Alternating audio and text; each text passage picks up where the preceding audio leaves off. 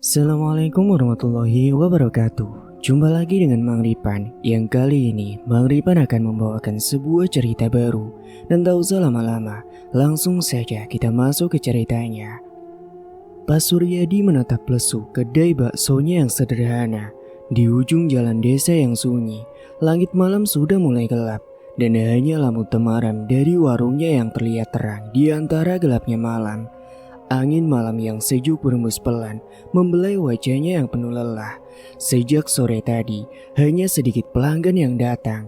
Seharusnya, hari Sabtu seperti ini adalah hari ramai bagi kedai bakso.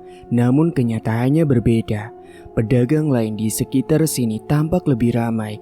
Bahkan warung-warung yang lebih jauh pun lebih diminati daripada kedai bakso miliknya. Pak Suryadi mengelap keringat yang mengalir di wajahnya. Di meja kecil di sebelahnya, istrinya, yakni Ibu Hartati, tengah duduk termenung dengan ekspresi yang cemas.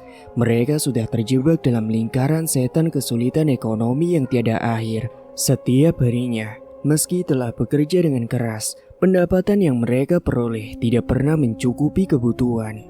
Terkadang, sisa makanan yang tidak habis hanya bisa dibuang sia-sia. Sementara Dewi, anak mereka yang baru berusia 17 tahun, pun mulai kelihatan letih dan murung. Pak Suryadi tidak tahu bagaimana cara menghadapinya. Terlebih lagi, dengan harga bahan baku yang terus melonjak naik, dia pun semakin merasa terhimpit. "Apa kita akan terus begini, Pak?" tanya Ibu Hartati, memecah kesunyian yang mencekam. Suaranya terdengar seperti bisikan angin yang berusaha menghibur hati yang sedang rapuh. Pak Suryadi menghela napas dalam, mencoba meredam gelisahnya. Aku juga tidak tahu lagi, Bu. Jawabnya pelan, suaranya penuh kepasrahan. Kita sudah mencoba segala cara, tapi tetap saja tidak ada perubahan. Ibu Hartati menundukkan kepalanya, menahan tangis yang hampir pecah. Dia tahu bahwa suaminya sangat mencintai keluarganya. Pak Suryadi selalu berusaha keras untuk memberikan yang terbaik bagi mereka. Namun, meskipun sudah bekerja keras siang malam, mereka masih saja hidup dalam kemiskinan. Bagi seorang lelaki seperti Pak Suryadi, kegagalan ini terasa seperti beban yang berat yang tidak tertahankan. Singkat waktu, pukul 10 malam, angin malam semakin menusuk.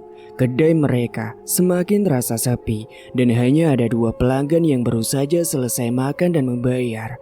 Pak Suryadi membungkuk untuk mengemas barang dagangannya. Matanya terasa berat dan pikirannya dipenuhi dengan bayangan hutang yang semakin menumpuk. Besok pagi, dia harus segera membayar sewa tempat usahanya dan belum ada uang yang cukup.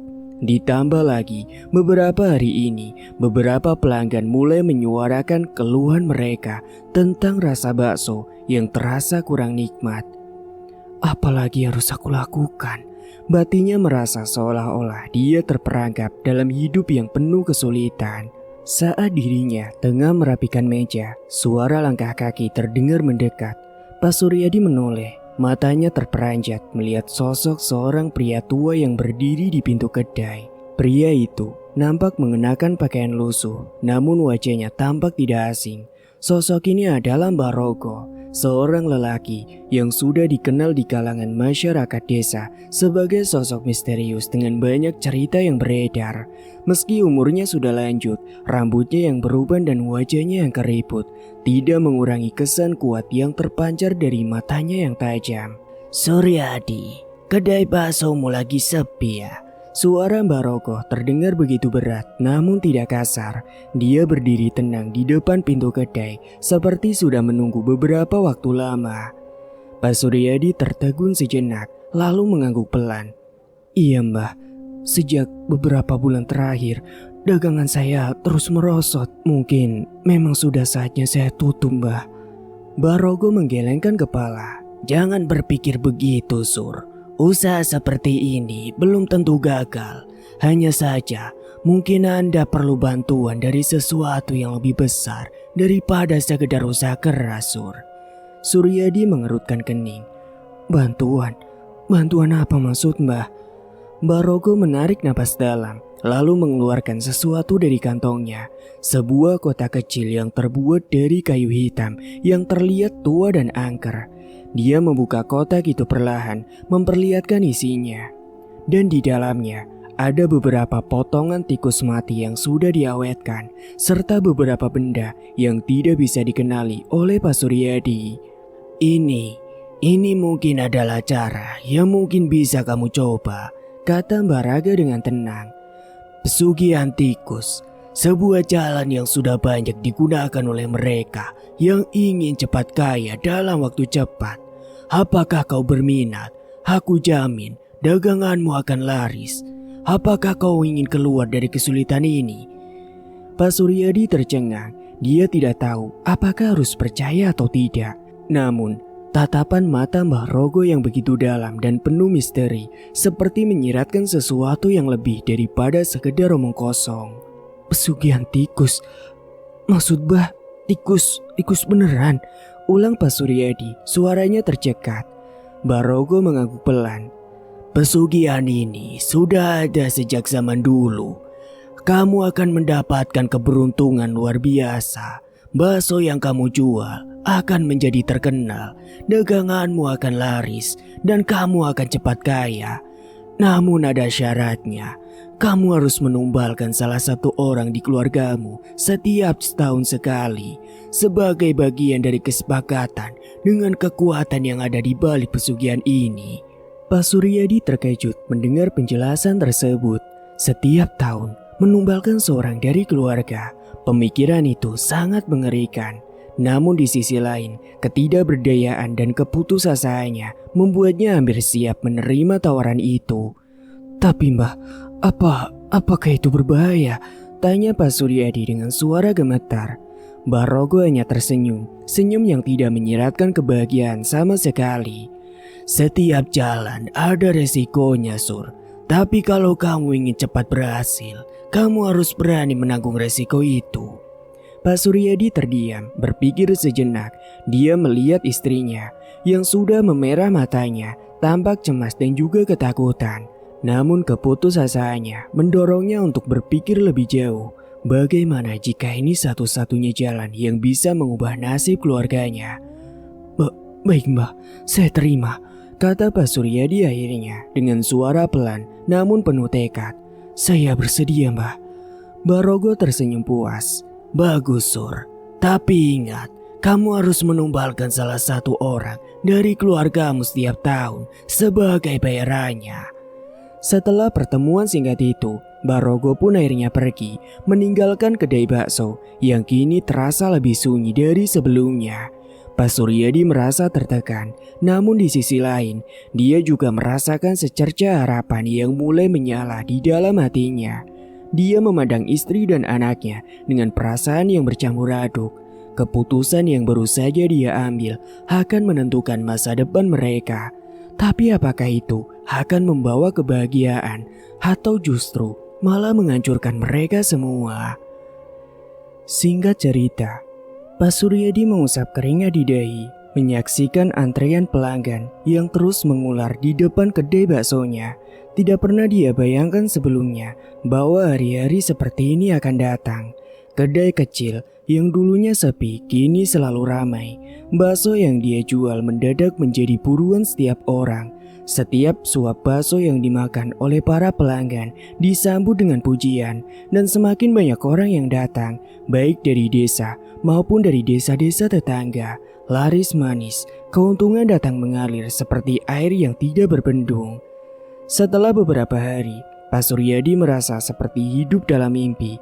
Dia yang dulunya selalu cemas dan khawatir akan keuangan keluarga, kini dia bisa tidur nyenyak tanpa beban. Sementara di rumah, istri dan anaknya tampak lebih ceria. Ibu Artati yang dulu selalu tertekan dan lelah, kini sering tersenyum bahagia. Dewi, anak mereka yang dulunya hanya mengenakan pakaian lusuh, kini bisa menikmati pakaian baru yang lebih indah. Keluarga Suryadi hidup dalam kemewahan yang mereka belum pernah rasakan sebelumnya. Namun di balik keberuntungan yang melimpah itu, ada perasaan aneh yang merayap dalam diri Pak Suryadi. Setiap malam, ketika dia tidur, dia merasa gelisah. ada suara berbisik dalam mimpinya yang mengingatkan tentang janji yang telah dia buat.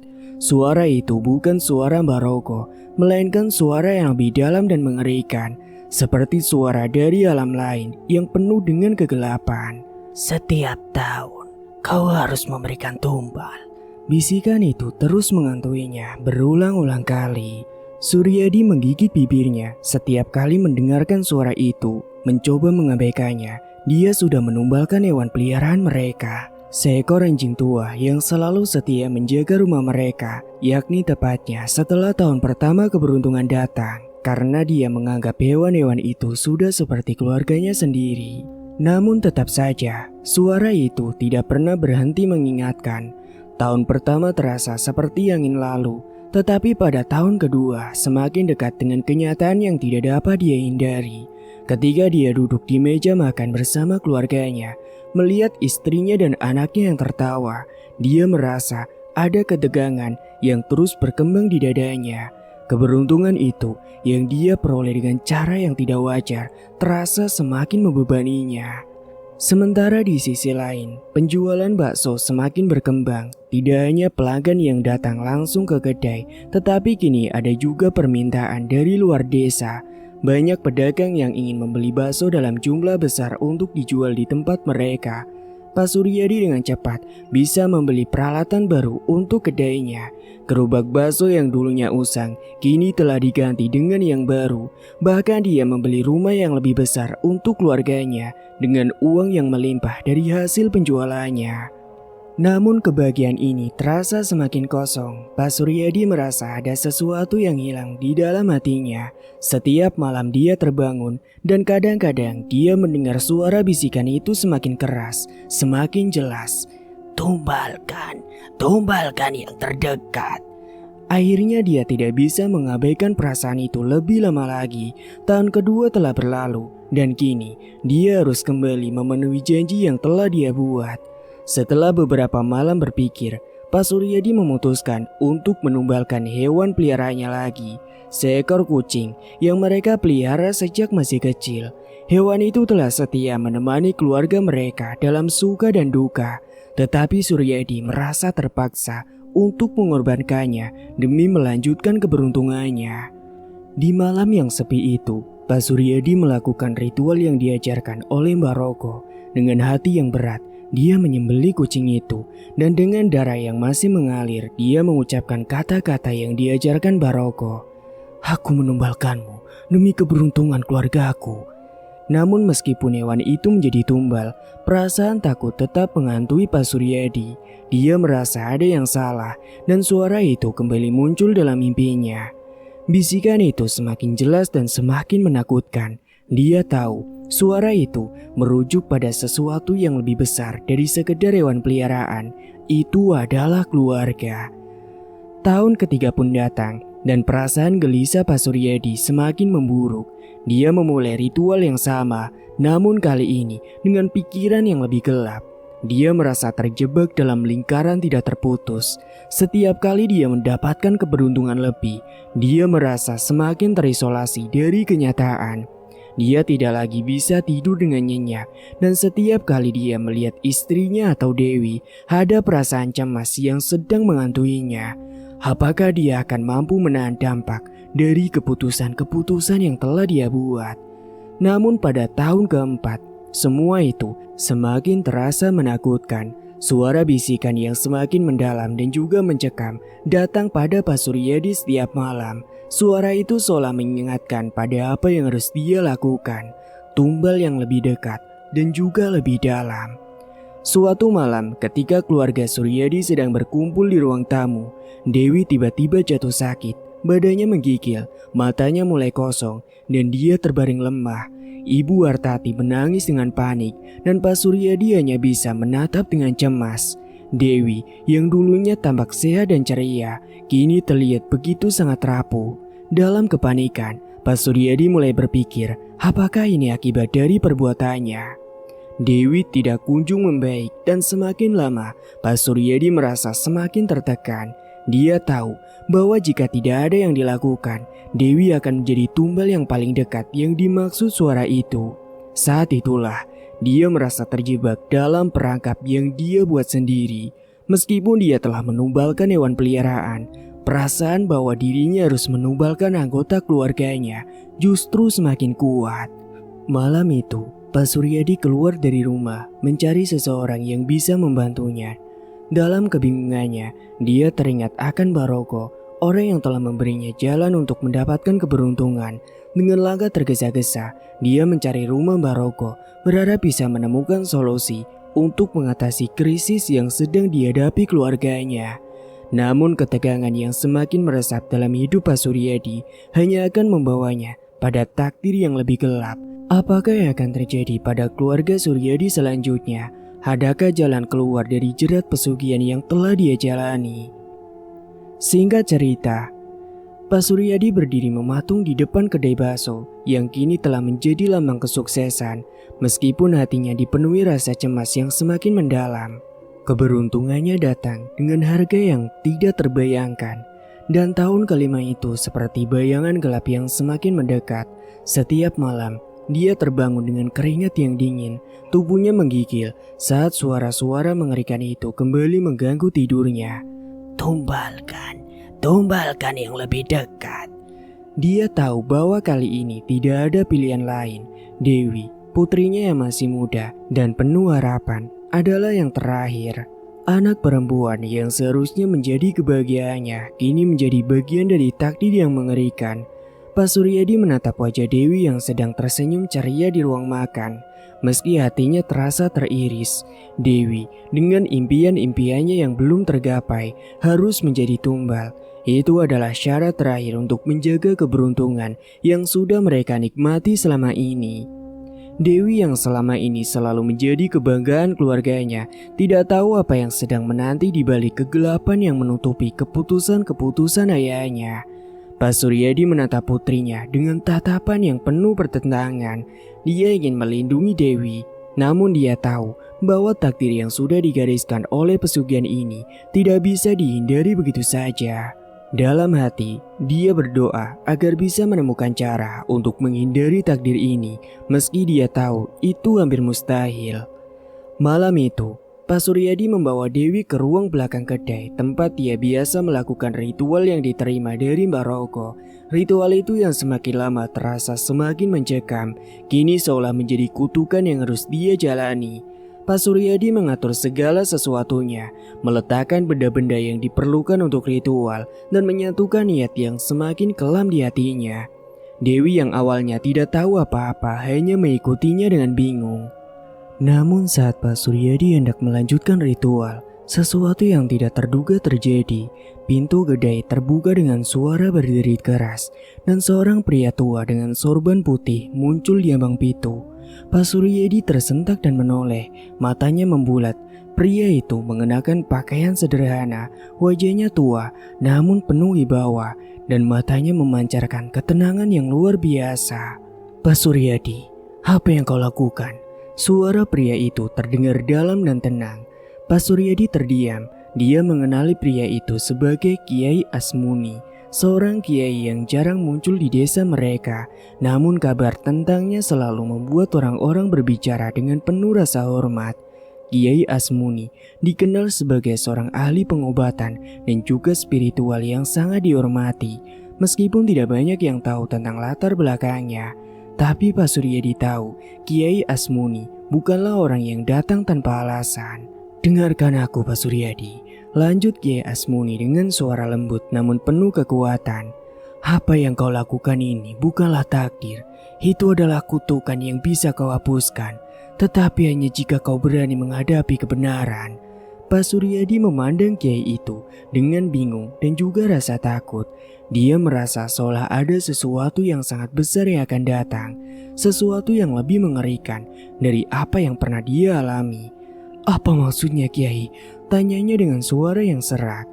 Kiai Asmuni melangkah maju, mendekatkan dirinya ke arah Pak Suryadi, lalu berkata, pesugihan yang kau lakukan itu bukanlah jalan yang benar. Mbah Roko adalah seorang pembisik roh jahat yang telah menjerat hatimu. Apa yang kau pikirkan sebagai keberuntungan hanyalah ilusi semata, sebuah perangkap yang menjerat jiwamu dalam kegelapan. Dan untuk melanjutkan pesugihan itu, kau harus menumbalkan keluargamu, orang-orang yang paling kau sayangi. Pak Suryadi terdiam. Suara itu, suara yang selama ini dia dengar dalam mimpinya, sekarang terasa sangat nyata. Dia menyadari bahwa apa yang selama ini terjadi, semuanya bukanlah keberuntungan, melainkan kutukan yang mengikatnya dalam jalinan tidak terputus. Sementara Dewi yang terdiam di sudut ruangan merasa ada ketegangan yang sangat kuat di udara. Dia melihat wajah ayahnya yang murung dan cemas, dan hatinya mulai merasakan ada yang tidak beres. "Ayah," panggilnya dengan lembut, tetapi Pak Suryadi tidak menjawab. Kiai Asmuni menatap Pak Suryadi dengan penuh perhatian. "Ini adalah kesempatanmu untuk bertobat, Pak Suryadi. Namun untuk itu, kau harus memilih. Apakah kau ingin melanjutkan jalan ini, ataukah kau akan menghadapi konsekuensi besar yang lebih mengerikan dari segala yang pernah kau bayangkan?" Pak Suryadi terdiam, bingung antara rasa takut dan keputusasaan. Dia tahu jika dia melanjutkan ritual ini, Dewi akan menjadi tumbal yang harus dia korbankan. Namun jika dia mengikuti saran Kiai Asmuni, dia harus menghadapi konsekuensi dari keputusannya yang telah terlanjur dia ambil. "Pak Suryadi, pesugihan ini tidak akan membawa kebahagiaan sejati. Itu hanyalah sementara, dan pada akhirnya jiwa yang terlibat akan hancur. Tetapi jika kau berani bertobat, jika kau berani melepaskan kutukan ini, maka kau akan diselamatkan, dan keluargamu pun akan terhindar dari penderitaan yang lebih besar," lanjut Kiai Asmuni. Pak Suryadi merasakan dadanya sesak, hatinya terasa seperti dihimpit oleh beban yang sangat berat. "Tapi Dewi, dia," Pak Suryadi berbisik dengan suara yang hampir tidak terdengar. "Dia adalah tumbal terakhir, dia satu-satunya yang tersisa." Kiai Asmuni mendekatkan dirinya pada Dewi yang kini terlihat sangat ketakutan. "Dewi anakku, jangan khawatir, semua ini akan berakhir dengan baik jika ayahmu mau melepaskan jalan ini," ujar Kiai Asmuni dengan lembut. Dewi hanya bisa menatap ayahnya dengan mata penuh tanya. Dia merasa bingung, ketakutan, dan tidak mengerti apa yang sedang terjadi. Semua itu terlalu besar baginya. Semua ini terlalu rumit untuk dipahami. Pak Suryadi menundukkan kepalanya. Akhirnya dengan suara bergetar, dia mengucapkan kata-kata yang hampir mustahil baginya. Aku ingin berhenti. Aku ingin mengakhiri semua ini, Kiai." Kiai Asmuni tersenyum, namun senyumnya penuh makna. "Bagus, alhamdulillah. Itu adalah keputusan yang tepat. Namun ingat, untuk mengakhiri kutukan ini, kau harus berani menghadapi segala konsekuensinya." Tiba-tiba, sebuah suara gemuruh terdengar dari luar kedai dan semua lampu di sekitar kedai berkilat menyala terang, seolah sebuah kekuatan besar tengah mengelilingi mereka. Pak Suryadi merasa tubuhnya gemetar. Dia tahu keputusan ini tidak akan mudah, tetapi dia juga tahu bahwa inilah kesempatan terakhir bagi keluarganya untuk selamat. Kehidupan mereka yang penuh keberuntungan kini berada di ujung tanduk. Segala yang dia perjuangkan selama ini, semua yang dia dapatkan, mungkin harus dia bayar dengan harga yang sangat mahal. Tapi satu hal yang pasti, takdir itu bisa diubah jika dia berani menghadapi kebenaran dan juga bertobat. Dan dari sinilah perjalanan mereka menuju perubahan besar dimulai. Takdir yang gelap kini berada di tangan mereka untuk diubah, atau mungkin malah hancur bersama semuanya. Singkat cerita, langit malam itu gelap gulita, hanya disinari oleh cahaya bulan yang remang-remang. Kedai bakso Pak Suryadi yang dulu selalu ramai kini terasa sepi. Sementara di luar, angin malam berembus dengan kencang, membawa kesunyian yang mencekam, seperti ada sesuatu yang tidak beres di dalam dirinya. Di dalam kedai, Pak Suryadi masih duduk terdiam, menatap api yang menyala di dalam tungku kayu yang sudah mulai padam. Wajahnya tampak lebih tua dari usianya, penuh kerutan dan juga kekhawatiran yang mendalam. Hari-hari yang penuh keberuntungan itu kini terasa seperti mimpi buruk. Setiap kali dia memandang putrinya, dia merasa seperti ada sesuatu yang akan merenggutnya. Rasa bersalah dan cemas menyelimuti hatinya. Keputusan yang dia buat untuk menyelamatkan keluarganya dengan pesugihan kini membawa konsekuensi yang sangat besar. Semua yang dia dapatkan, mulai dari kekayaan hingga ketenaran, harus dibayar dengan darah dan jiwa orang-orang yang dia cintai. Tidak ada yang bisa menghindar dari takdir yang sudah digariskan. Pak Suryadi merasa ada yang menggerogoti dirinya dari dalam. Suara-suara bisikan yang mengerikan itu kembali hadir dalam pikirannya. Tumbalkan, tumbalkan. Suara itu begitu familiar, seolah berada dalam setiap detak jantungnya, menghujam masuk ke dalam sanubarinya, menggoyahkan keyakinannya. Suara itu terdengar begitu jelas, begitu kuat, seperti sebuah perintah yang tidak bisa ditolak. Namun ada satu hal yang tidak bisa diabaikan. Kiai Asmuni, orang tua itu, dengan ketenangannya yang luar biasa, datang untuk menyelamatkan Dewi.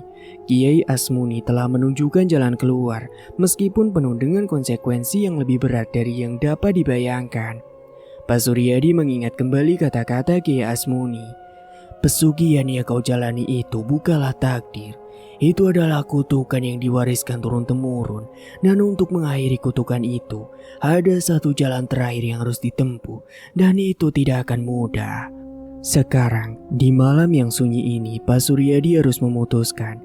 Haruskah dia terus menjalani yang telah dia pilih, atau mengorbankan putrinya untuk memperoleh lebih banyak kekayaan, ataukah dia harus mengorbankan dirinya untuk membebaskan keluarganya dari kutukan yang telah menjerat mereka.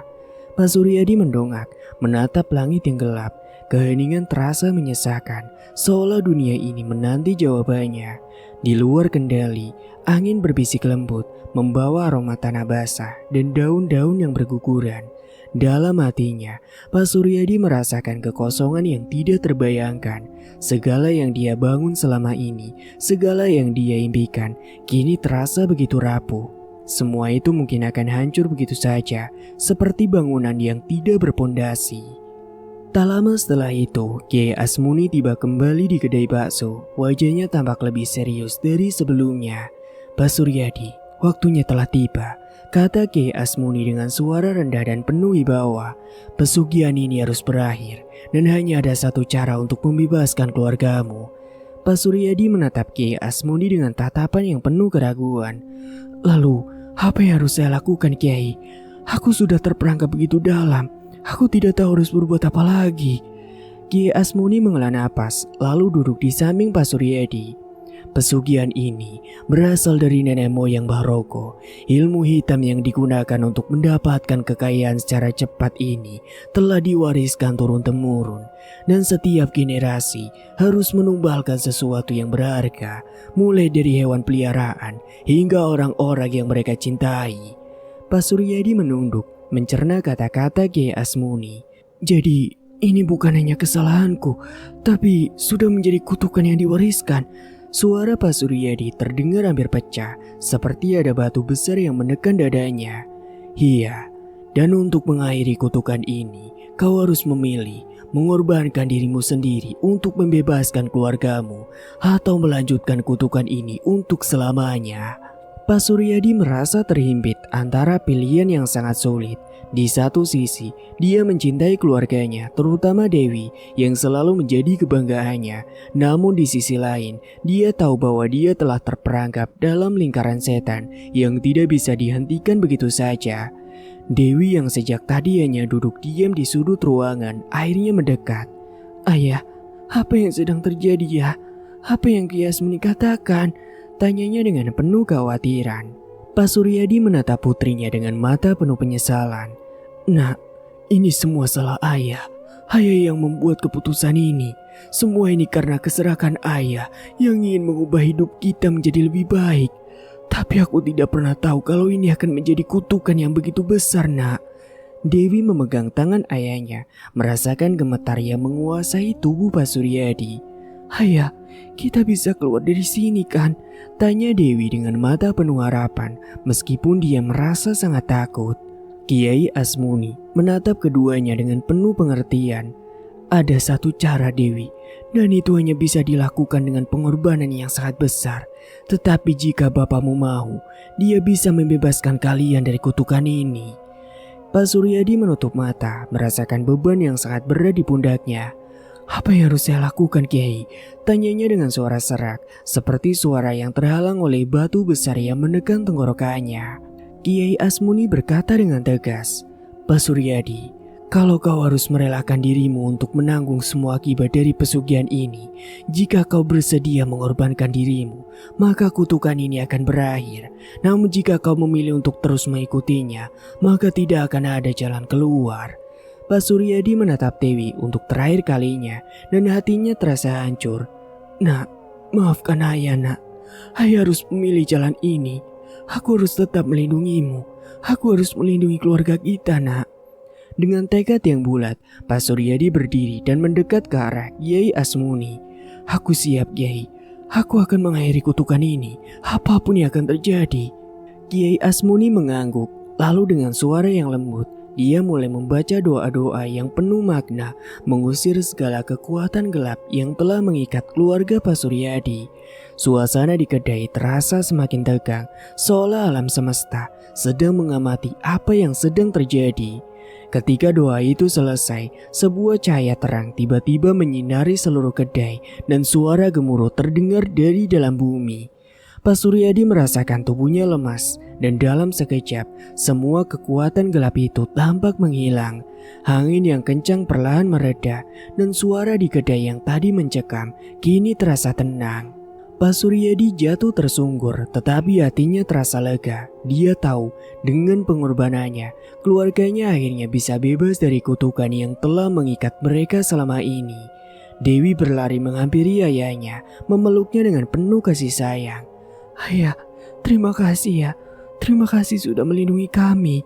Kiai Asmuni menatap mereka berdua dengan penuh kebijaksanaan. Kini, kalian bebas dari kutukan itu. Namun ingat, perjalanan hidup kalian akan tetap penuh tantangan. Yang penting adalah bagaimana kalian melangkah ke depan dengan hati yang bersih. Dan aku sangat bersyukur, ternyata kau Suryadi masih diberikan kesempatan. Pak Suryadi menatap Dewi, dan meskipun dia merasa hancur, dia juga merasa ada harapan baru dalam hidupnya. Kita akan mulai hidup baru, nak, tanpa kutukan, tanpa rasa takut. Dan ini adalah awal baru bagi kita. Dan dengan begitu, perjalanan keluarga Pak Suryadi yang penuh penderitaan akhirnya mencapai titik akhir. Mereka telah melalui kegelapan dan kini mereka berdiri di hadapan cahaya yang baru. Tamat, cerita pun selesai. Dan itulah ending cerita kali ini. Terima kasih bagi kalian yang sudah menyimak cerita dari awal sampai selesai. Dan sampai ketemu lagi dengan cerita berikutnya yang tentunya tidak akan kalah menarik. Dan jangan lupa tinggalkan jejak di kolom komentar. Mang Ripan pamit dulu. Wassalamualaikum warahmatullahi wabarakatuh.